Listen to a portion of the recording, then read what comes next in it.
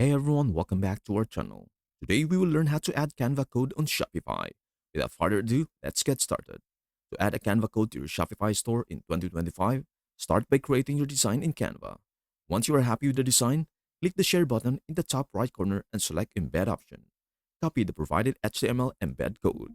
Next, log into your Shopify admin panel and navigate to online store and then to pages. Choose the page where you want to embed the Canva design or create a new page by clicking Add Page. In the page editor, click the HTML button denoted by design.